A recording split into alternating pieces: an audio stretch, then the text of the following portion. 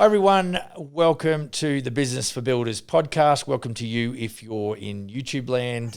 Thanks for your attention and your ear. I really appreciate it. My name's Max Peterson, CEO of Smith & Sons. And today I have a treat. I have on the virtual studio my robust business partner, Leigh Wallis, all the way from Australia. Welcome, Leigh. Thanks for having me on board, Maxie. Appreciate it. Cool, man. Good to have you here. Hey, look, it's June 30 and it's Canada Day tomorrow. So we're really happy to sort of get this one underway and out the way before Canada Day. But look, I think where I want to start, we chatted off camera a little bit about what we might chat about, and we really didn't nail anything down specifically. But what I want to do for any of our new listeners, any folks that have just joined us for the first time, perhaps. Obviously, they're here with Business for Builders, but we really, on this show, we talk, to general contractors, to builders about business processes as it relates to a building company and general contracting. And obviously, the thing we chatted about was, over here we call them general contractors. In Australia and New Zealand, we call them builders. So we're going to sort of swap that terminology around at will and fairly recklessly. It'll be fairly entertaining.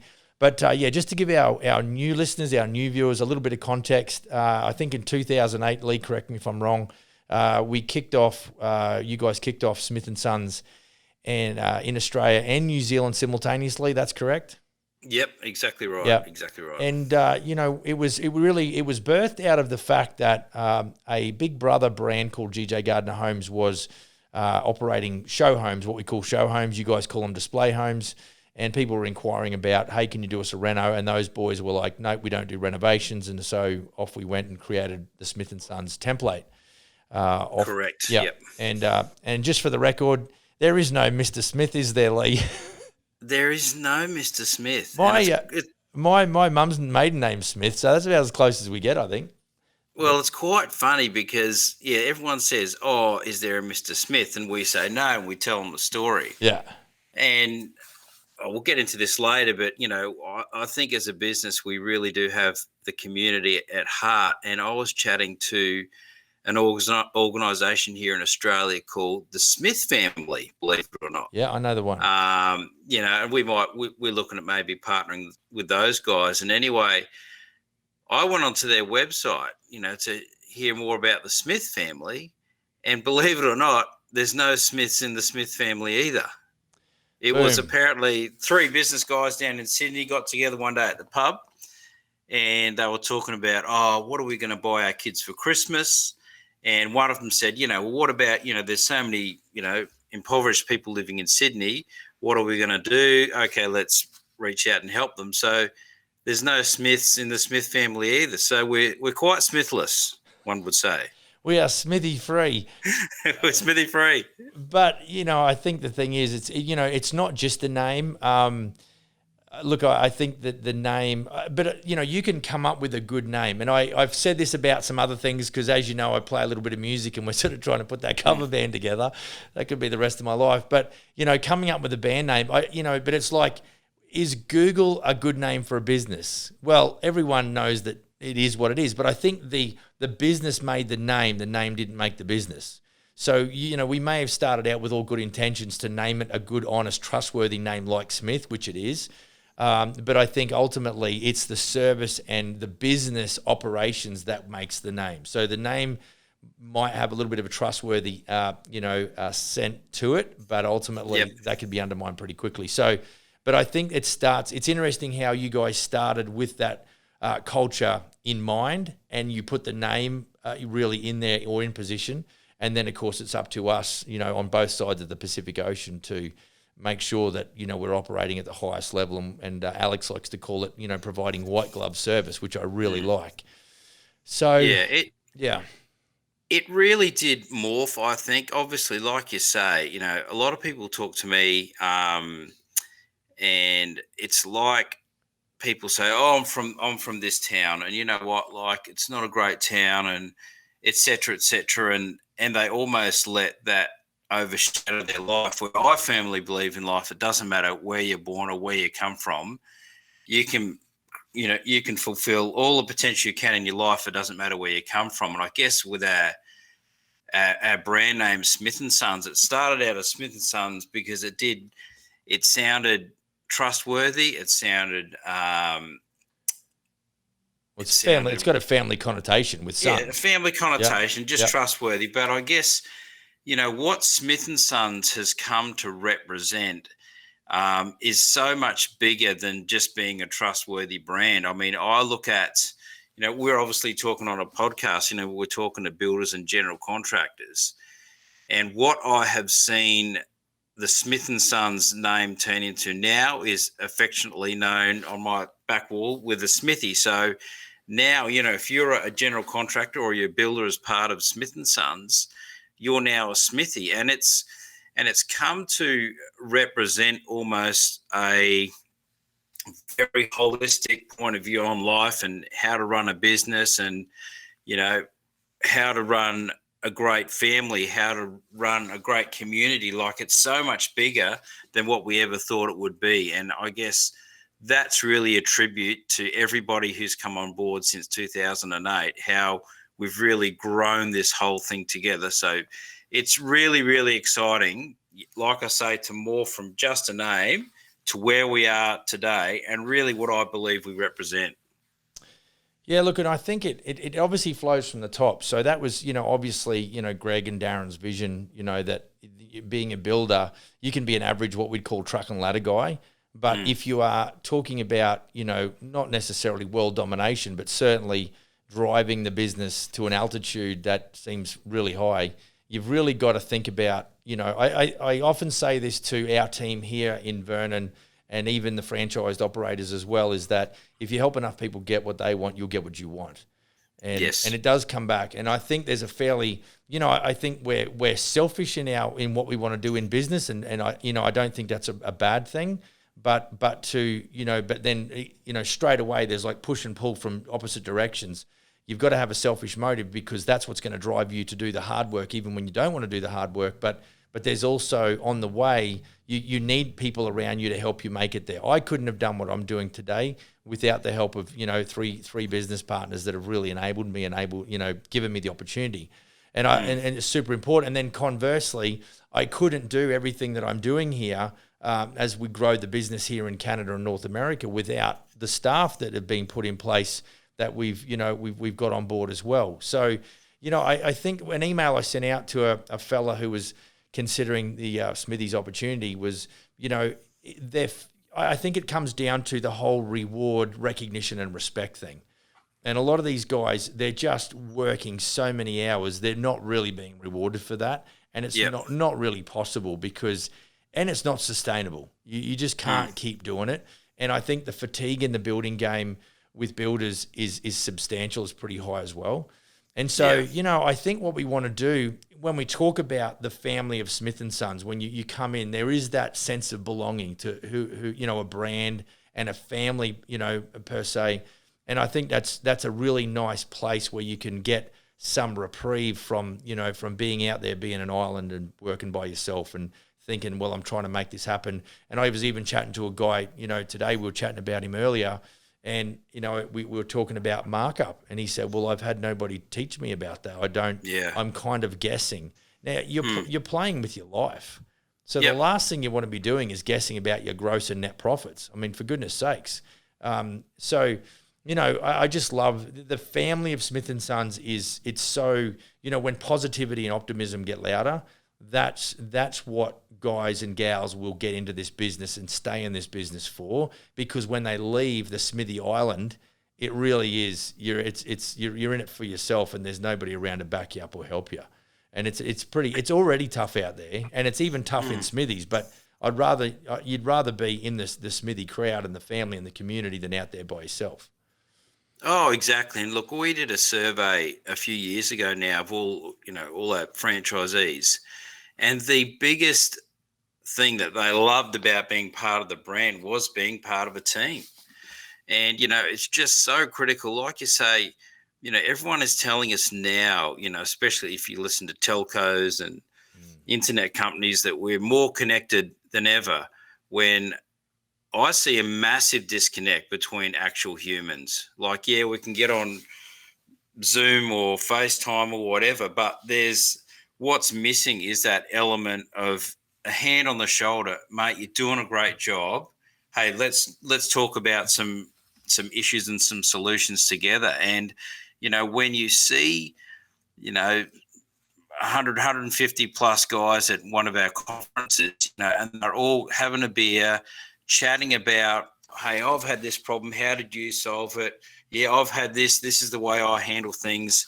It just really is an amazing thing, and something that I really think's missing. If you're a builder or a general contractor on your own, and you've got a young family to support, you've got bills to pay, and you're really struggling, whether it be a construction issue or a finance issue, or any management issue, any issue like that, and all of a sudden, you're having to reach out to people around you. You might find a consultant. You might find, there's an accountant, or there's some builders Facebook group I can be a part of. It's all of a sudden you're reaching out to these people, but they really don't have any vested interest in you.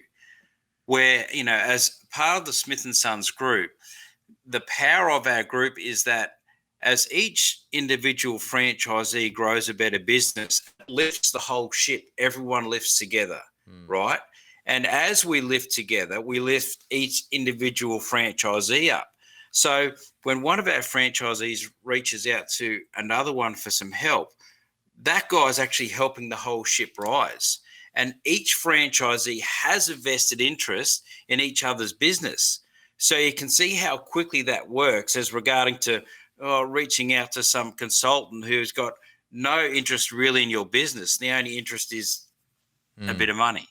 So it's just the whole team aspect of Smith & Sons is something I really, really love and really passionate about protecting, because it's something that we've got, and we're all together in a group. And when we're all together, we're all wearing this as well. And it's really the glue that I think that holds this thing together and is so important. Yeah, I mean, I've had 2-3 phone calls today, and there's just little things. One guy's super new in the business, another guy's been around 18 months, and they're both so appreciative. And this is why, obviously, I've got to, I've got to staff up with. I've got to clone myself basically, because we've got some, some fairly large objectives. But they just love to be able to. What it does, knowing they've got me to talk to at corporate office about anything to do with construction if they like, but more so to do with business management, they sleep easy, because they're always, if they were to make the call on their own and they didn't have a soundboard, whether it's me or whether it's another guy in the Smith & Sons family here in Canada, they would be guessing. Whereas, Corey rings me up and I say, well, this is what we should do. Instead of putting all the items on one changer, we should split the change orders up, because then you basically remove your vulnerabilities for payment, blah, blah, blah. And he's so appreciative, like that makes complete sense. And they're not very big things, but when you're old and washed up like me, you've been around doing it a little while. And so it really is the sum total, and the benefit that these guys get, guys and girls, is so much greater than just we couldn't do this without our general contractors. It's just not possible. We would just be building another corporate business.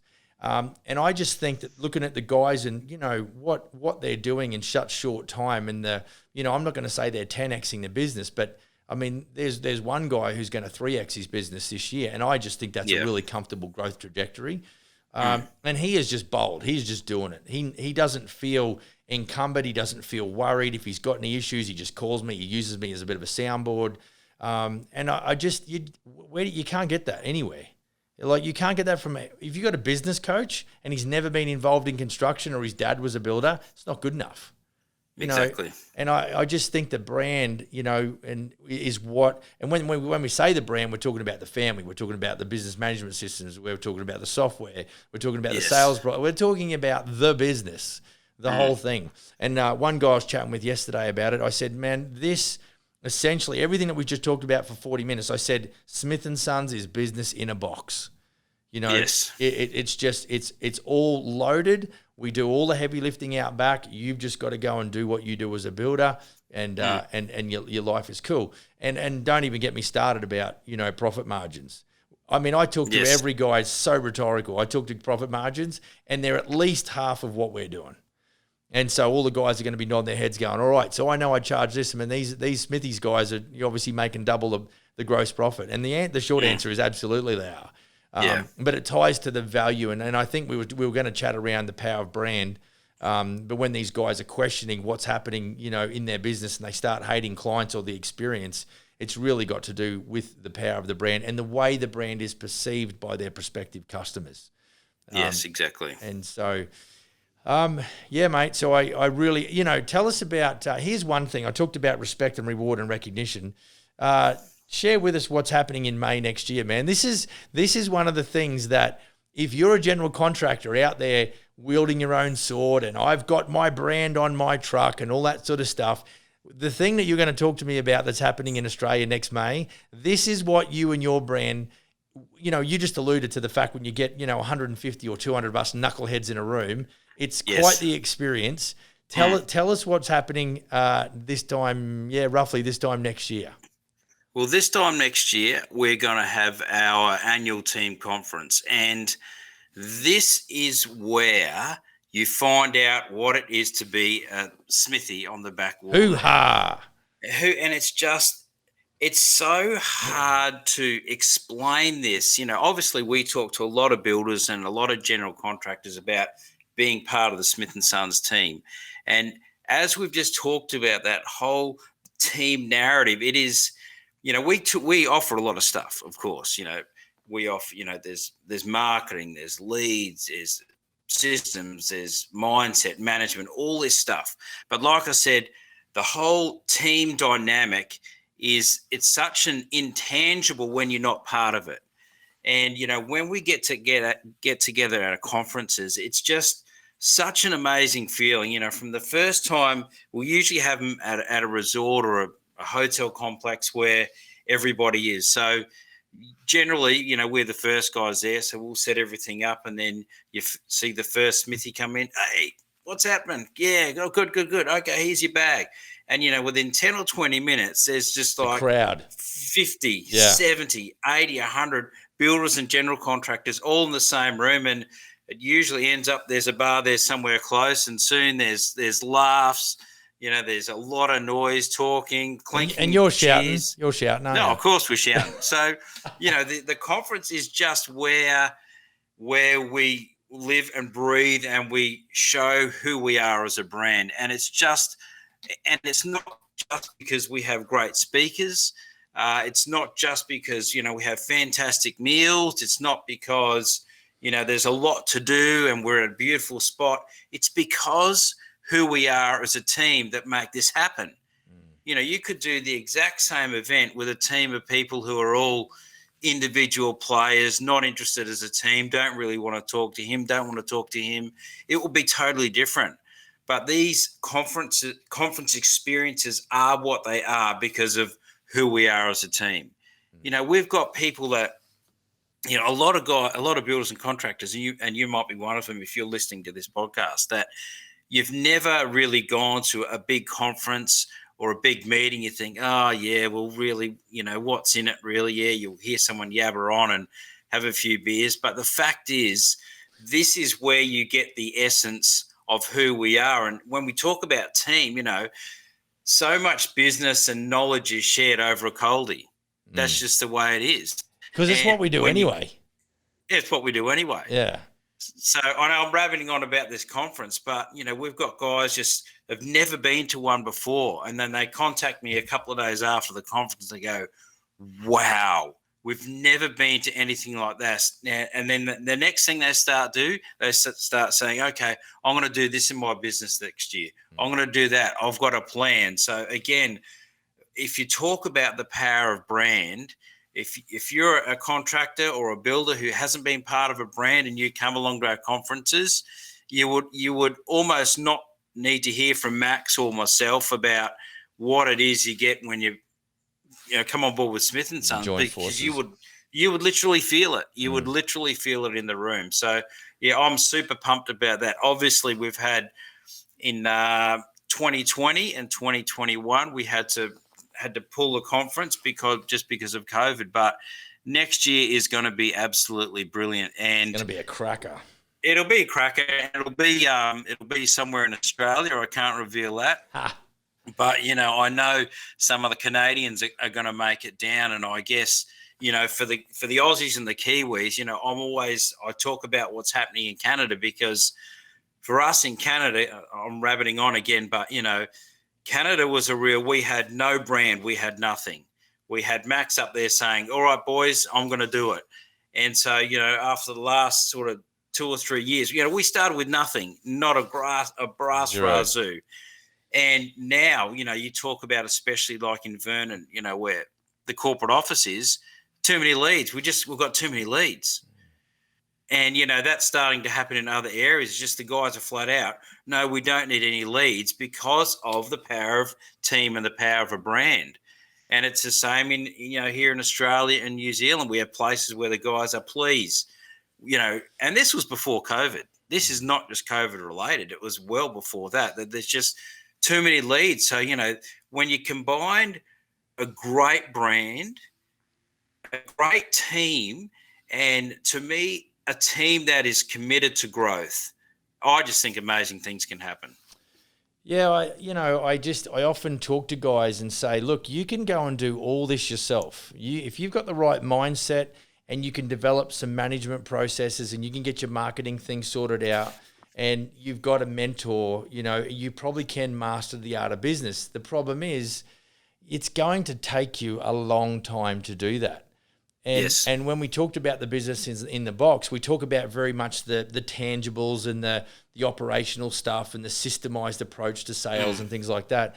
And I don't find myself, because we are relatively new in North America, we haven't had that conference. I mean, we've had a home show and we've had one franchise meeting and that sort of thing. That's as close as we've come to one of our main events like we're going to see happen next year.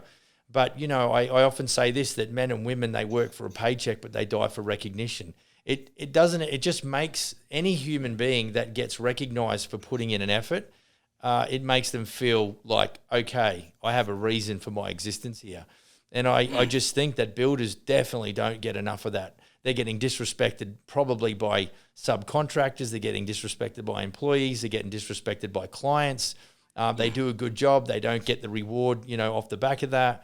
And they certainly don't get any recognition for doing a good job because they're busy trying to close the next deal so they can pay their bills. So, I think that this function, and with these couple of guys going down, it's going to be really interesting, because there is quite the Canadian entourage that's going to arrive in Brisbane Airport. And personally, mate, it's going to be great to just take it to the Aussies and the Kiwis and give them a bit of what for.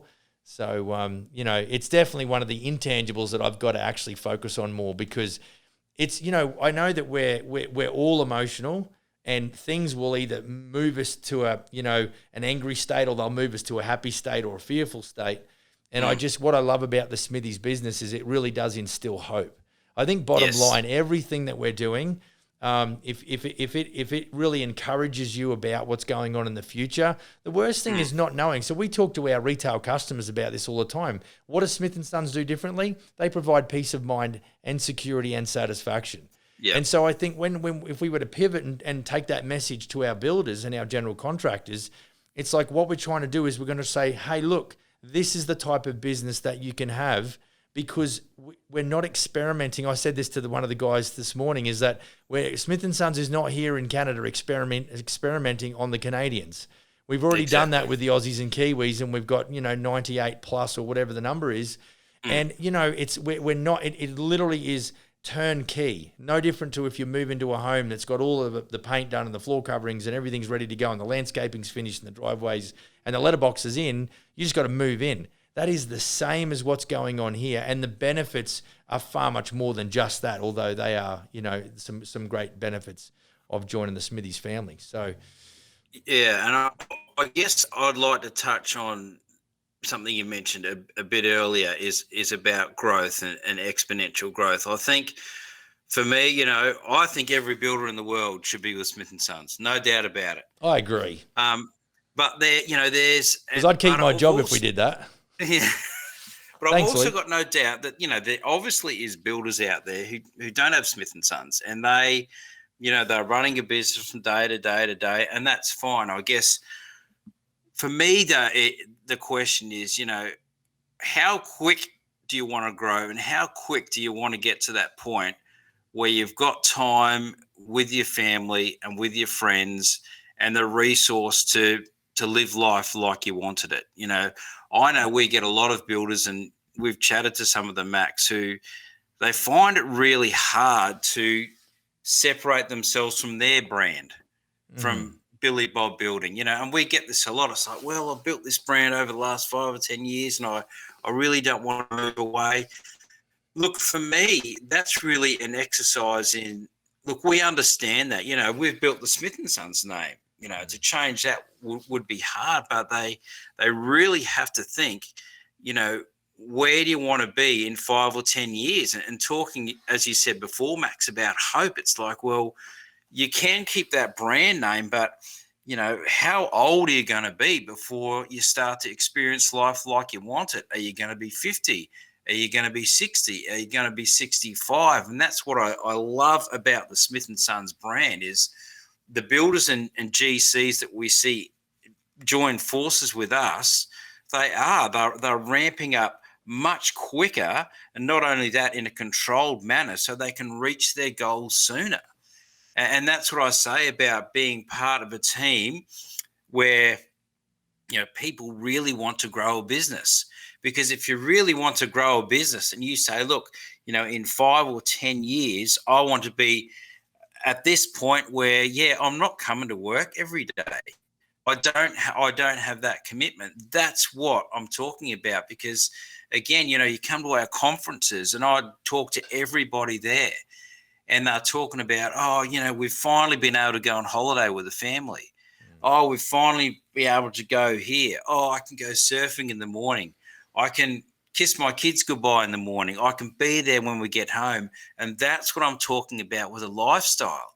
And, I know there's a lot of guys out there, and I absolutely respect the fact that they have built their own brand over the last 5 or 10 years. But, as everything in life, you've got to come to a decision and say, well, is that taking me closer to my goals or further away from my goals? And we do that every day, don't we, Max, in every relationship we have. So if you've got a brand and you're thinking, well, I don't know if I want to move away from your brand, you've got to be military and rigid with it and say, well, what's that going to do to my future? If I joined a Smith & Sons, there's that real possibility that I can get to my goals 10, 20, how many years earlier than I can with my own brand. Like, I understand the struggle, but that's the thing, like we're just talking about, it's hope for the future. And that's what I really feel we offer, is a real hope for the future. And that, you know what, when I was because I grew up, I did my trade as a mechanic back in the day, doing burnouts and horsepower and all those blokey kind of stuff. And I had a teacher say to me, because we were all whinging as we do, you've got sort of 15 guys in a classroom. We're all talking about horsepower and spending money on cars. And this guy said, oh, doesn't matter. He said, you'll be working till you're 65. You just spend all your money. And that sat with me for years. And that became a fundamental belief until only a few years ago. I'm like, well, what if I don't want to work till I'm 65? Yeah, I would say something like, somebody's opinion of you does not have to become your reality.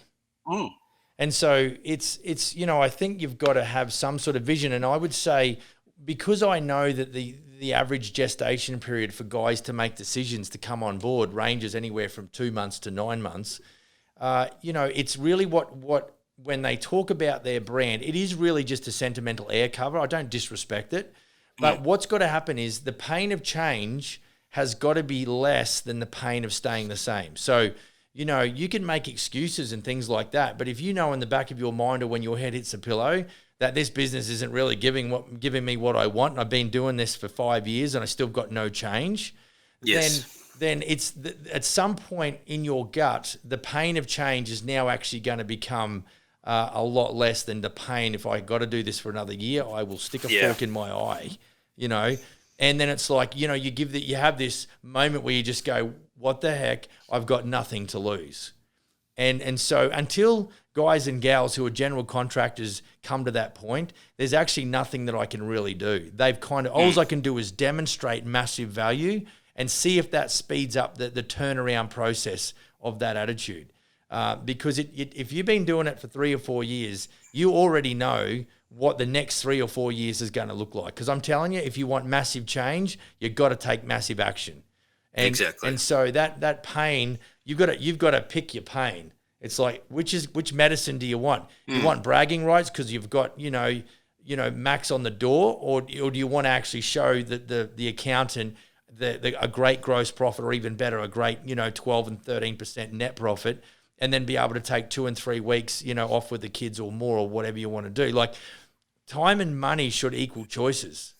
You should have the time to spend the money and the money to spend the time. You got to have a balance between those two basic fundamentals. If you're busy as a blue ass fly, you're making all this money, but you've got no time to spend it, you're no better off than the guy who's got all the time in the world because he's on a bit of welfare and can't get a job at the moment, but he's got actually no money to go do something. And Exactly. So somewhere in the middle there, we've got to get that balance between the two things to say, all right, I want balance in my life, and detach the ego from it. You know, okay, it's not your brand, it's this Smith & Sons brand, okay. But the thing that I ask people is just look at what is going to deliver to you the result, that which your heart desires.